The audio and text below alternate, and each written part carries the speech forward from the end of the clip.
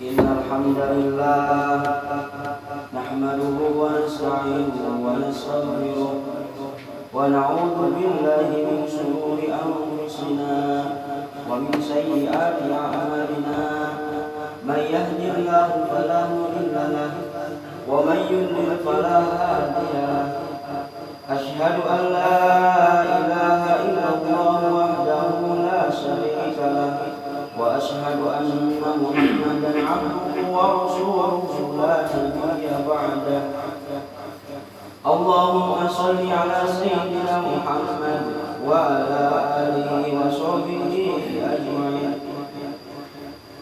Amma ba'du, ya ayyuhal hadirun, ittaqullaha haqqa tuqatih wa la tamutunna illa wa antum muslimun. A'udzu billahi minasy syaithanir rajim. Bismillahirrahmanirrahim. Wal 'ashri innal insana lafi khusrin illal ladzina amanu wa 'amilus shalihati wa tawassaw bil haqqi wa tawassaw bis sabr. Hadirin sidang jamaah Jumat rahimakumullah. Setiap manusia pasti menginginkan keuntungan dan ingin terhindar dari kerugian. Apa yang bisa mendatangkan keuntungan, apa pula yang akan bisa mendatangkan kerugian. Tentu persepsi tiap orang-orang itu pasti berbeda-beda. Ada yang beranggapan dia menjadi orang yang beruntung kalau jabatannya naik, hartanya bertambah, sawahnya semakin luas, pabriknya makin besar, dagangnya makin laris dan lain sebagainya. Itu persepsi orang-orang terhadap keuntungan. Al-Quran dengan tegas mengajarkan kepada kita di bawah sumpah Allah Subhanahu wa Ta'ala.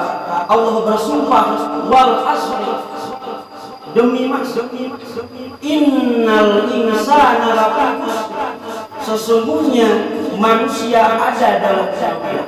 Semua manusia ada dalam kerugian. Kita lihat redaksi ayat tersebut dalam surat Al-Asr. Allah mengatakan wa'u bil qasam, bersumpah wal asri, demi masa.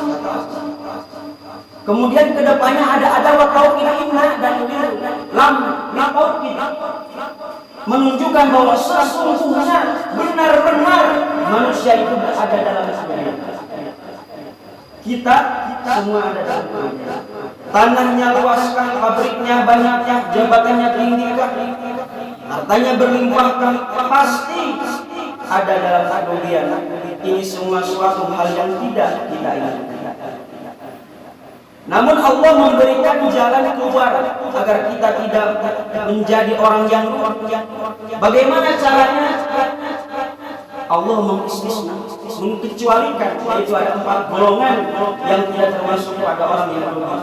Illal ladzina amanu, orang yang ketika hidupnya punya iman. Jadi alangkah indahnya jabatan itu kalau jatuh pada orang yang beriman.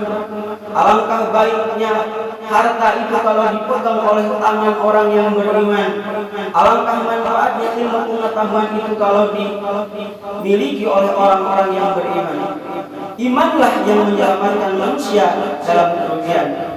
Ada ungkapan bahwa ilmu bikin hidup jadi mudah, seni bikin hidup jadi indah, dan iman bikin hidup jadi terang. Tidak terbayangkan kalau jabatan tidak dilandasi dengan keimanan. Tidak terbayangkan nasib harta benda kalau dipegang oleh orang yang tidak beriman. Korupsi merajalela, pembangunan infrastruktur tidak sempurna, orang-orangnya sikut kanan sikut kiri, jilat atas jilat bawah, yang penting saya menang, tidak peduli saudara, tidak peduli tetangga, tidak peduli sesama. Yang kedua, orang yang tidak akan rugi yaitu wa'amilus shalihah. Iman tadi dibuktikan dengan amal soleh. Sebab apa? Iman adalah generator atau power yang melahirkan energi dan menimbulkan gejala. Seseorang beriman atau tidak beriman itu bisa kita lihat dari amal soleh, dari perbuatan. Sehingga kita bisa nilai orang ini imannya bagus. Kok kamu tahu sholatnya bagus, sedekahnya berani. Orang ini imannya tinggi. Kok kamu tahu suka membantu tetangga, suka membantu sesama, suka membantu saudara. Iman itu suatu hal yang abstrak, tidak bisa kita lihat, tapi bisa dilihat dengan gejalanya dari perbuatannya. Iman itu ibarat generator atau power. Kalau sebuah generator atau power tidak menimbulkan gejala, yaitu lampu hidup misalkan, berarti ada yang salah.